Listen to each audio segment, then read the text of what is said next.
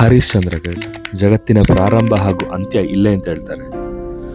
Sunrise ಹುಡ್ಕೊಬಂದ ನಮಗೆ Sunrise ಮೋಸ ಮಾಡ್ತು, ಬಟ್ ಅದಕ್ಕಿಂತ ಅದ್ಭುತವಾಗಿರೋ ವಿಷಯಗಳನ್ನ ನೋಡಕ್ಕೆ ಸಿಕ್ತು. ಬನ್ನಿ ಆ ವಿಷಯಗಳನ್ನ ನಿಮಗೂ ತೋರಿಸ್ತೀನಿ. ಮುಂದೆ ಹೋಗುವ. ಅಲ್ಲಿ ಮುಂದೆ ಏನು ಕಾಣ್ತಿದೆ ಅದೇ ಹರಿಶ್ಚಂದ್ರೇಶ್ವರ, ಅದ್ರ ಕೆಳಗನೆ ಕೇದಾರೇಶ್ವರ ಇದೆ. ಸೊ ಇಲ್ಲಿ ಸ್ಮಾಲ್ ಸ್ಟ್ರೀಮ್ಸ್ ಎಲ್ಲ ಇದೆ, ವ್ಯೂ ಪಾಯಿಂಟ್ಸ್ ಸ್ಟ್ರೀಮ್ಸ್ ಇದೆ. ಇದು ಹಿಂಗೆ ಹರ್ಕೊಂಡು ಈ ಟೆಂಪಲಿಗಾಗಿ ಹೋಗ್ತದೆ. ಸೊ ಜನ ಇಲ್ಲಿ ಕಮ್ಮಿ ಇರೋದ್ರಿಂದ ನಾವು ಇವಾಗಲೇ ಟೆಂಪಲ್ ಒಳಗೆ ಹೋಗಿ ಚೆಕ್ ಮಾಡ್ತಿದ್ದೀವಿ, ದೇವ್ರ ದರ್ಶನ ಪಡಿತಿದ್ದೀವಿ. ಗೊತ್ತಿಲ್ಲ ಯಾವ ಥರ ಇದೆ ಅಂತ, ಬಿಕಾಸ್ ಇದೊಂದು ಕೋಟೆ ಆಗಿತ್ತು. ಪ್ರಾಬಲಿ ಮುಘಲ್ ಅವ್ರು ಇಲ್ಲಿ ಬಂದಾಗ ಪ್ರಾಬಲಿ ಸ್ವಲ್ಪ ಡಿಸ್ಟ್ರಾಕ್ಷನ್ಸ್ ಆಗಿದೆ. ಸೊ ನೋಡುವ how beautiful the temple is ಅಂತ. ಕಲ್ಯಾಣಿ ನೋಡ್ಬೋದು, ಕಲ್ಯಾಣಿ ಇದೆ, ಚಂದ ಇದೆ.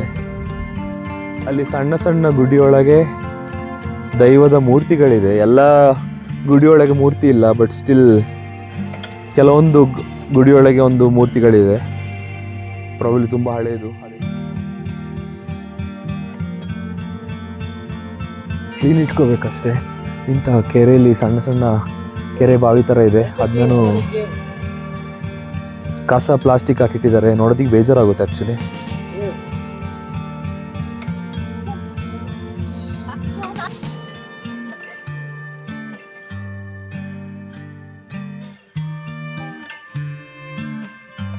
ಸೊ ನೋಡಿ, ಇಲ್ಲಿ ಸ್ಟಾರ್ಟಿಂಗಲ್ಲೇ ಒಂದು ಶಿವನ ಲಿಂಗ ಇದೆ. ಸೊ ಇಲ್ಲಿ ನೀರಲ್ಲಿ ಸಣ್ಣ ಸಣ್ಣ ಮೀನುಗಳು. ಈ ಎಲ್ಲ ದೇವಸ್ಥಾನದ ಎಂಟ್ರೆನ್ಸಲ್ಲಿ ಗಣೇಶನ ವಿಗ್ರಹ ಇರುತ್ತೆ. ಅದೇ ಥರ ನಮಗೆ ಇಲ್ಲಿನೂ ಗಣೇಶನ ವಿಗ್ರಹ ನೋಡಕ್ಕೆ ಸಿಕ್ತು.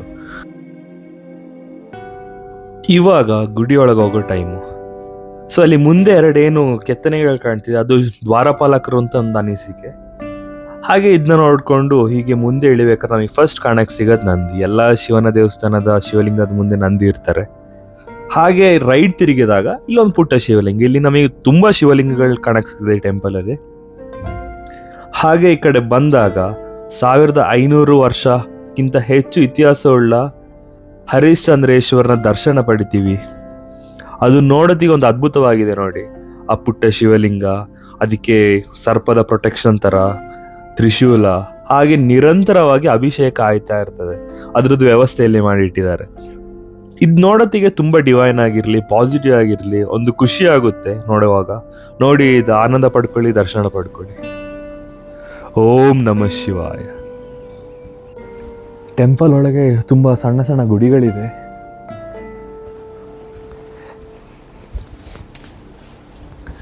ಇಲ್ಲೊಂದು ಗುಡಿ ಇದೆ. ಇಲ್ಲಿ ಯಾವ ದೈವದ ಮೂರ್ತಿ ಇಲ್ಲ.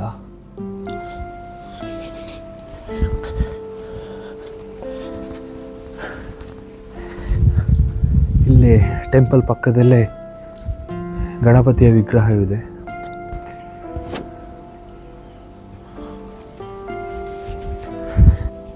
ಇನ್ನು ಹಂಗೆ ಸುತ್ತ ಬಂದರೆ ಮಹಾವಿಷ್ಣುವಿನ ಸ್ಥಾನವಿದೆ. ಇಲ್ಲಿ ಮಹಾವಿಷ್ಣುವಿನ ಗುಡಿ.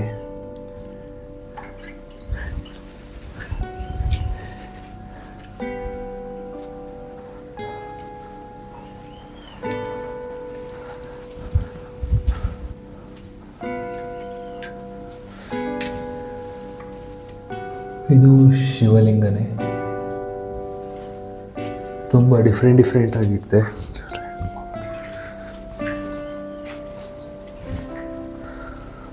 ಸೊ ಇದು ನಾರ್ಮಲ್ ಬೇಸಿಗೆಗಾಲದಲ್ಲಿ ಇದರೊಳಗೆ ಹೋಗ್ಬೋದು. ಈ ಟೈಮಲ್ಲಿ ಆಗೋದಿಲ್ಲ, ಅಂದರೆ ನೀರು ಫುಲ್ ತುಂಬಿ ಹೋಗಿದೆ. ಬೇಸಿಗೆಗಾಲದಲ್ಲಿ ಇದರೊಳಗೆ ಬಿಡ್ತಾರೆ ಆ್ಯಕ್ಚುಲಿ.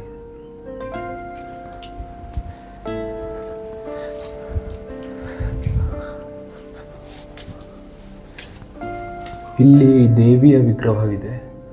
ಯಾವ ದೇವಿ ಏನು ಬರ್ದಿಲ್ಲ ಇಲ್ಲಿ. ಸಖತ್ತಾಗಿದೆ. ತುಂಬ ಹಳೆ ಟೆಂಪಲ್ ಅಂತ ಹೇಳ್ಬೋದು.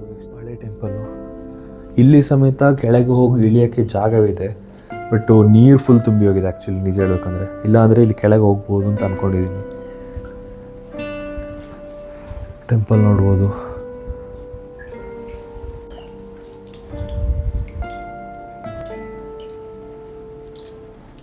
ಇಲ್ಲಿ ನಂದಿಯ ವಿಗ್ರಹ ಇದೆ. ಇದು ಪ್ರಾಬಬ್ಲಿ ಫುಲ್ ಕವ್ ಆಗಿಲ್ಲ ಅಂತ ಅಂದ್ಕೊಳ್ತೀನಿ, ಬಟ್ ನಂದಿಯ ವಿಗ್ರಹ ಇದೆ. ಮುಂದೆ ಹಿಂದೆ ಎಲ್ಲ ಕಡೆ ನಂದಿಯ ವಿಗ್ರಹವನ್ನು ಮಾಡಿದ್ದಾರೆ. ಇಲ್ಲಿ ಹೋಮಕ್ಕೆ ಜಾಗ, ಒಂದು ಹೋಮದ ಕುಂಡವಿದೆ. ಇಲ್ಲಿಂದನೂ ನೋಡ್ಬೋದು ನಾವು ಬ್ಯಾಕ್ ಸೈಡ್ ವ್ಯೂ. ಇಲ್ಲಿ ಪ್ರಾಬಬ್ಲಿ ಇನ್ನೊಂದು ಸಣ್ಣ ಬಾವಿ ಥರ ಮಾಡಿದ್ದಾರೆ. ಪ್ರಾಬಬ್ಲಿ ನೀರಿಗಿಲ್ಲಂತೂ ಬರವಿಲ್ಲ, ಆರಾಮಾಗಿದೆ. ಇಲ್ಲಿ ಹೆಜ್ಜೆ ಗುರುತು ನೋಡ್ಬೋದು.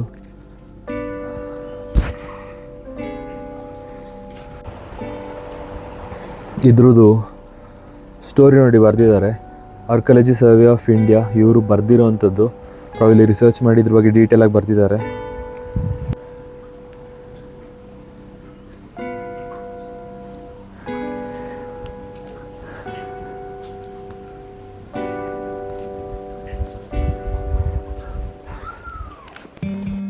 ಕೇದಾರೇಶ್ವರ್ ಇದೆ. ಕೇದಾರೇಶ್ವರು ಸ್ಟೋರಿ ಅಲ್ಲಿ ಗೊತ್ತಿಲ್ಲ, ಅಲ್ಲೂ ನೀರು ತುಂಬಿದೆಯಾ ಏನು ಕತೆ ಅಂತ. ಬಟ್ ಕೇದಾರೇಶ್ವರ್ ಹೋಗಿ ಟ್ರೈ ನೋಡುವ ಏನು ಅಂತ.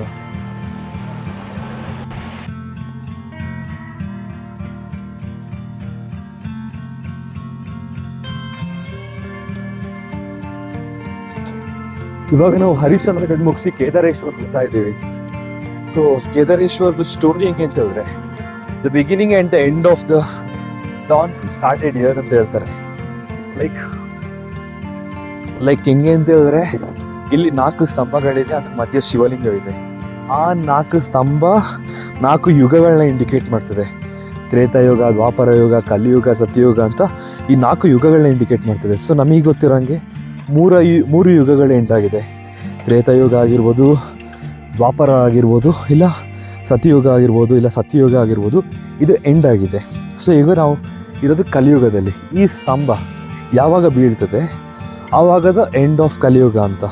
ಕಲಿಯುಗ ಎಂಡಾಗಿ ಪುನಃ refresh, the circle of life begins ಅಲ್ಲ, ಪುನಃ ದ ಸರ್ಕಲ್ ಸ್ಟಾರ್ಟ್ಸ್ ಅಂತಲೇ ಹೇಳ್ತಾರೆ. ಸೊ ಆ ಥರ ಒಂದು ಕೇವಿಗೆ ಈಗ ನಾವು ಹೋಗ್ತಾ ಇದ್ದೀವಿ. ಸೊ ಇವಾಗ ನಾವು ಕೇದಾರೇಶ್ವರ ಹತ್ರ ಹೋಗುವ. ಈ ದಾರಿ ತುಂಬ ಸ್ಲಿಪ್ಪರಿ ಇದೆ, ಆಲ್ರೆಡಿ 2 ಜನ ಬಿದ್ದು ಬಿಟ್ಟಿದ್ದಾರೆ. ಸೊ ನಾವು ಸೇಫಾಗಿ ಹೋಗುವ. ಈ ಕೇದಾರೇಶ್ವರ ದರ್ಶನ ಮಾಡತ್ತಿಗೆ ಹೀಗೆ ಒಂದು ಕವಿತೆ ನೆನ್ ಬರ್ತಾ ಇದೆ, ಹೇಳ್ತೀನಿ. ತಣ್ಣಗೆ ನೀರು ಮನಸ್ಸಿಗೆ ಶಾಂತಿ ನೀಡುತ್ತಿರುವ ಶಿವ ಪರಮಾತ್ಮ, ನಿನ್ನ ದರ್ಶನ ಪಡೆದ ಎನ್ನ ಮನಕ್ಕೆ ಸಿಕ್ಕಿತು ಪರಮಾನಂದ.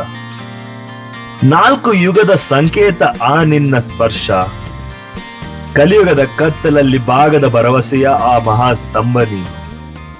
ನಮೋ ಪಾರ್ವತಿ ಪತೆ ಹರ ಹರ ಹರ ಮಹಾದೇವ್. ಹರಿಶ್ಚಂದ್ರಗಢ ಟೆಂಪಲ್ ಹೆಂಗ ಅನ್ಸ್ತು? ಕ್ರೇಜಿತಾ ಬಾಬಿ? ಏನಂತೀರಾ? ಅಷ್ಟೇ. ಇದು ಹರಿಶ್ಚಂದ್ರಗಢ ನೋಡುವುದು ಇಲ್ಲಿಂದ ಸಗದಾಗಿದೆ ನೋಡೋದಕ್ಕೆ. ಜನ ಈಗ ಮೇಲೆ ಜಾಸ್ತಿ ಆಗ್ತಾ ಇದ್ದಾರೆ. ಶಿವಪರಮಾತ್ಮನ ದರ್ಶನ ಪಡೆದ ಮೇಲೆ ನಮ್ದು ಪಯಣ ಸಾಗಿದ್ದು ಕೇವ್ ಹುಡ್ಕೊಂಡು.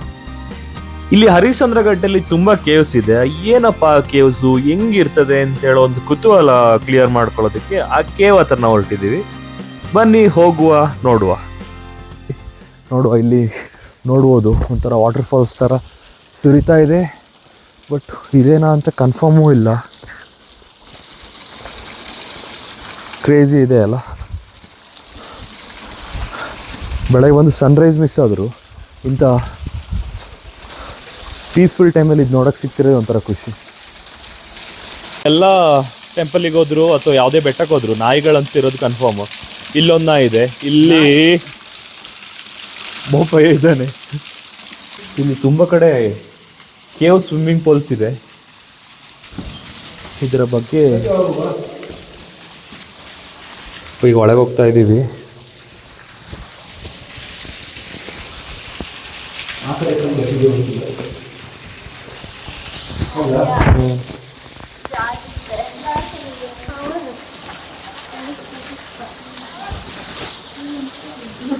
ಏನಾದ್ರು ವಿಶೇಷ ಇದೆಯಾ ಪಪ್ಪಿ? ನಥಿಂಗ್. ಸೊ ಚಲೋ ಆಜ. ನಾವು ಯಾವುದೇ ಬೆಟ್ಟಕ್ಕೆ ಹೋದಾಗ, ಇಲ್ಲ ಹೀಗೆ ಟ್ರೆಕ್ಕಿಂಗ್ ಹೋದಾಗ, ಇಲ್ಲ ದೂರದಿಲ್ಲವರು ಟೆಂಪಲಿಗೆ ಹೋದಾಗ ನಿಮಗೆ ನಾಯಿ ಯಾವಾಗಲೂ ನೋಡೋಕ್ಕೆ ಸಿಗುತ್ತೆ. ಯಾಕೆ ಅಂತಂದರೆ ಹಳೆ ಕಾಲದಲ್ಲಿ ಇರ್ಬೋದು, ಇಲ್ಲ ಪಂಡಲ್ಲಿರ್ಬೋದು, ನಾಯಿನ ಗೈಡಾಗಿ ಯೂಸ್ ಮಾಡ್ತಿದ್ರು ಅಂತೇಳೋ ಒಂದು ಮಾಹಿತಿ ಗೊತ್ತಿದೆ. ನಾಟ್ ಶ್ಯೂರ್ ಇದು ಇರಬಹುದು, ಈ ನಾಯಿನ ಗೈಡಾಗಿ ಯೂಸ್ ಮಾಡ್ತಿದ್ರಲ್ಲ, ಸೊ ಇದು ಯಾವಾಗಲೂ ನಮಗೆ ರೈಟ್ ಡೈರೆಕ್ಷನ್ ಕೊಡುತ್ತೆ ಅಂತ. ಅಂದರೆ ದಾರಿ ತಪ್ಪೋ ಕಡೆ ಈ ನಾಯಿ ಏನಿದೆ ಅದು ನಮಗೆ ಮಾರ್ಗದರ್ಶನವಾಗಿರುತ್ತೆ ಅಂತ ಹೇಳೋದೊಂದು ನಂಬಿಕೆ ಇಲ್ಲಿ ನೋಡಿ ಬರ್ತಾ ಇದೆ.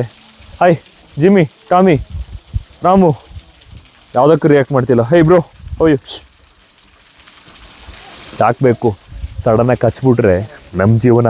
ಅಯ್ಯೋ, ಗಣಪತಿಯ ವಿಗ್ರಹವಿದೆ ಇಲ್ಲಿ, ಅಂದರೆ ಪೇಂಟ್ ಮಾಡಿ ಕಲ್ಲಿನಲ್ಲೇ ಕೆತ್ತಿದ್ದಾರೆ.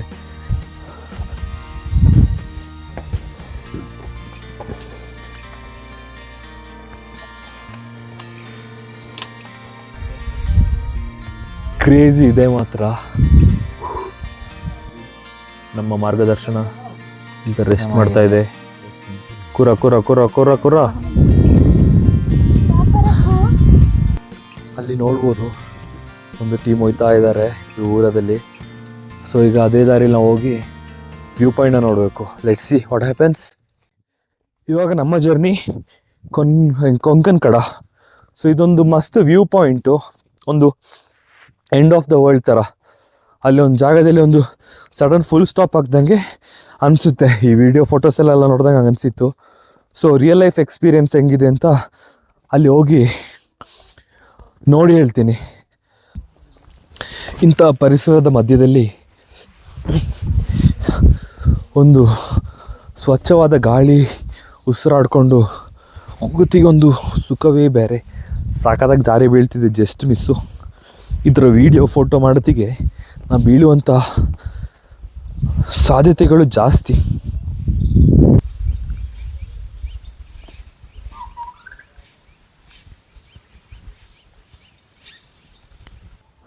ಆಗ್ಲೇ ಫಸ್ಟ್ ಬರ್ತಿದ್ದವ್ರು ಇವಾಗ ಲಾಸ್ಟ್ ಆಗಿಬಿಟ್ಟಿದ್ದಾರೆ. ಲಾಸ್ಟ್ ಅಂದ್ರೆ ಸೀನ್ ಎಂಜಾಯ್ ಮಾಡ್ಕೊಂಡು ಬರ್ತಾ ಇದ್ದೀನಿ. ಅವರು ಯಾರು ಎಂಜಾಯ್ ಮಾಡ್ತಾ ಇಲ್ಲ, ಅವ್ರಿಗೆ ಹೋಗಿ ತಲುಪೋ ಇಂಟೆನ್ಷನ್ ಇದೆ. ಕರೆಕ್ಟು. ಅಷ್ಟೇ. ಇರೋ ಸಿಟಿಯ ಜಂಜಾಟದ ಮಧ್ಯ, ಹಾರ್ನ್ ಸದ್ದುಗಳ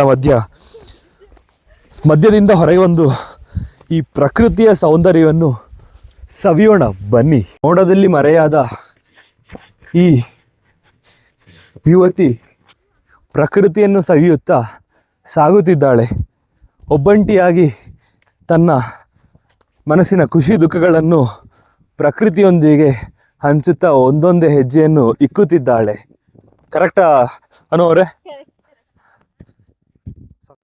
ಇವಾಗ ಇಲ್ಲಿ ಕೊಂಕನ್ ಕಡ ವ್ಯೂ ಪಾಯಿಂಟ್ ಹತ್ರ ತಪ್ತಾ ಇದ್ದೀವಿ. ಮಿಸ್ಟ್ ಕವರ್ ಆಗಿದೆ ಅನ್ಫಾರ್ಚುನೇಟ್ಲಿ. ನೋಡುವ, ಲೆಟ್ಸ್ ವೇಟ್ ಆ್ಯಂಡ್ ಸಿ ಏನಾಗುತ್ತೆ ಅಂತ. ಸೊ ನೋಡ್ಬೋದು, ಕ್ರೇಜಿ ಆಗಿದೆ ಮಾತ್ರ. Orange flag. ಗುರು, ಕೊಂಕನ್ ಕಡ ತಲುಪಿಟ್ವಿ ನಾವು. This is the beauty of Konkan ಕಡ. ಎಷ್ಟು ಮಸ್ತ್ ಆಗಿದೆ ಅಲ್ಲ, ಆ ಬೆಟ್ಟಗಳು, ಬೆಟ್ಟ ಸ್ಟ್ರಕ್ಚರ್ಗಳು, ಆ ವ್ಯೂಗಳು ಕ್ರೇಜ್ ಆಗಿದೆ ಮಾತ್ರ.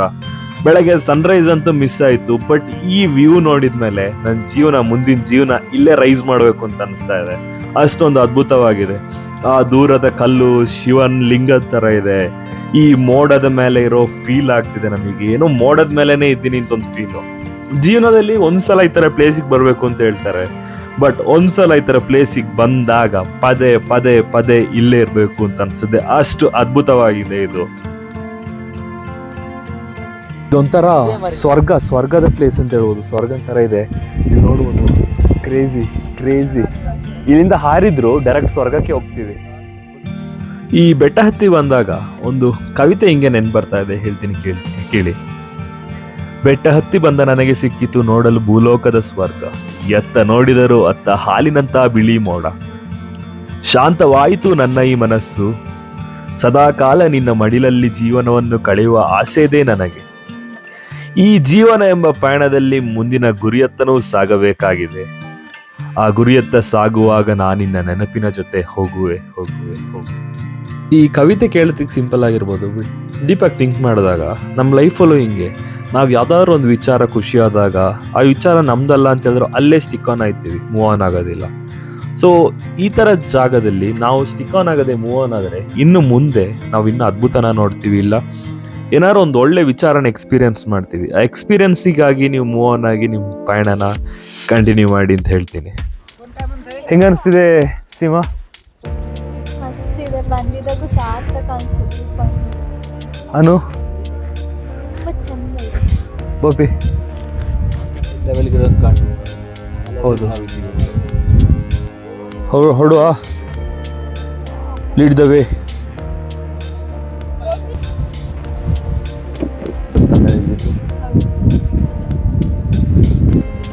పాడు ఏది పాడు కించాలో మంచాలో ఎంಗಾಳ ನಿಂದಗಳು ಕಾಣಬಲ್ಲೇನೆ ಒಂದು ದಿನ ಕಡಲನು ಸೆರಬಲ್ಲೇನೆ ಒಂದು ದಿನ ಕಾಣದ ಕಡಲಿಗೆ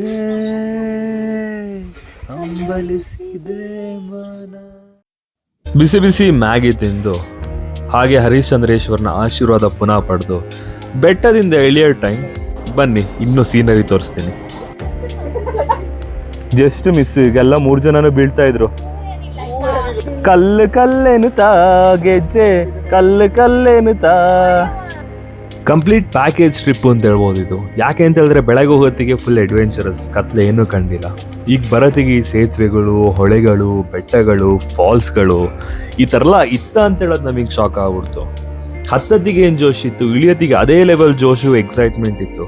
ಬಿಕಾಸ್ ಒಂದು ಯಾವುದೇ ಪಾಯಿಂಟ್ ಆಫ್ ಟೈಮಲ್ಲಿ ನಮಗೆ ಬೋರ್ ಅಂತ ಅನಿಸಿಲ್ಲ. ಇಲ್ಲಿ ನ್ಯಾಚುರಲ್ ಫಿಶ್ ಪಾ ಸಿಕ್ತು ನಮಗೆ, ಬಟ್ ಮೀನು ಕಚ್ಚಿಲ್ಲ. ಏನು ಮಾಡೋದು ಅಂದರೆ ಏನು ಮಾಡೋಕ್ಕಾಗೋದಿಲ್ಲ. ಈ ಹೊಳೆಗಳನ್ನ ನೋಡೋತ್ತಿಗೆ, ಇಲ್ಲ ಬ್ಯೂಟಿಫುಲ್ ಸೀನರೀಸ್ನ ನೋಡೋತ್ತಿಗೆ ನಾವು ಹತ್ತುವಾಗ ಏನು ಎಕ್ಸೈಟ್ಮೆಂಟ್ ಇತ್ತು, ಬೆಟ್ಟದಲ್ಲಿ ಯಾವ ರೀತಿಲಿ ಎಕ್ಸೈಟ್ಮೆಂಟ್ ಇತ್ತು, ಅದೇ ರೀತಿ ಎಕ್ಸೈಟ್ಮೆಂಟ್ ನಮಗೆ ಇಳಿವಾಗಿರುತ್ತೆ. ಮೋಸ್ಟ್ ಆಫ್ ದ ಟ್ರಕ್ಸಲ್ಲಿ ನೀವು ನೆನೆಸಿದ್ರೆ ಇಳಿವಾಗ ಜೋಶ್ ಇರೋದಿಲ್ಲ, ಬಟ್ ಈ ಟ್ರಕ್ಕಲ್ಲಿ ನಮಗೆ ಇಳಿವಾಗನೂ ಜೋಶ್ ಇತ್ತು. ವಾವ್ ವಾವ್ ಅಂತ ಹೇಳ್ಕೊಂಡೆ ನಾವು ಇಳಿದಿದ್ದೀವಿ. ಆ ಮಟ್ಟಿಗೆ ಸುಂದರವಾಗಿದೆ, ಅದ್ಭುತವಾಗಿದೆ. ಸೊ ನೆಕ್ಸ್ಟ್ ಮಾನ್ಸೂನಲ್ಲಿ ಈ ಟ್ರಕ್ನ ಎಕ್ಸ್ಪ್ಲೋರ್ ಮಾಡಿ ನೀವು ಸಹ.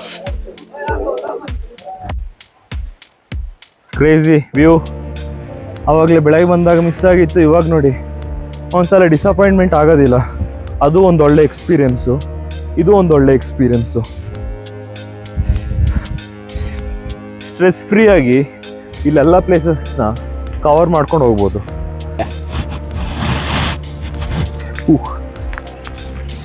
ಆಪ್ಷನ್ ಇಲ್ಲ, ಇದರಲ್ಲೇ ಹೋಗ್ಬೇಕು. ಮಸ್ತ್ ವೈಬ್ ಮಾತ್ರ. ಸೊ ಈ ಪ್ಲೇಸಿಗೆ ಎಲ್ಲ ವಿಸಿಟ್ ಮಾಡಲೇಬೇಕು. ಕ್ರೇಜಿ ಆಗಿತ್ತು. Harishchandra Ghat is one of the best place to trek. Okay, Harishchandra Ghat is one of the best place to trek in Maharashtra. One of the best place. ಇನ್ನು ಇದು ಒಂಥರ ಮಾಡ್ರೇಟ್ ಟ್ರಕ್ ಅಂತ ಹೇಳ್ಬೋದು, ಟಫ್ ಅಂತ ಹೇಳೋದಿಲ್ಲ. ಯಾರಿಗೆ ಬೇಕಾದ್ರೆ ಬರಬಹುದು ಈ ಟ್ರಕ್ಕಿಗೆ. ಮಹಾರಾಷ್ಟ್ರದ ಕಂಪ್ಲೀಟ್ ಜರ್ನಿ ನೋಡ್ಬೇಕಂದ್ರೆ ನಂದು ಯೂಟ್ಯೂಬ್ ಚಾನಲಲ್ಲಿ ಹೋಗಿ ಚೆಕ್ ಮಾಡಿ. ಇನ್ನೂ 2 ವೀಡಿಯೋಸ್ ಇದೆ. ಟ್ರೈನ್ ಜರ್ನಿ ಮತ್ತು ಸನ್ರೈಸ್ ನೋಡೋಕ್ಕೆ ಅರ್ಲಿ ಮಾರ್ನಿಂಗ್ ಟ್ರಕ್ ಮಾಡಿರುವಂಥದ್ದು. ಸೊ ನೋಡಿ, ಎಂಜಾಯ್ ಮಾಡಿ ಆ್ಯಂಡ್ ಸಬ್ಸ್ಕ್ರೈಬ್ ಮಾಡೋದು ಮರಿಬೇಡಿ.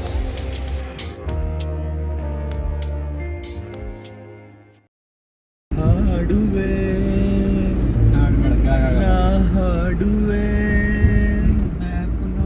ಹಾಡುವೆ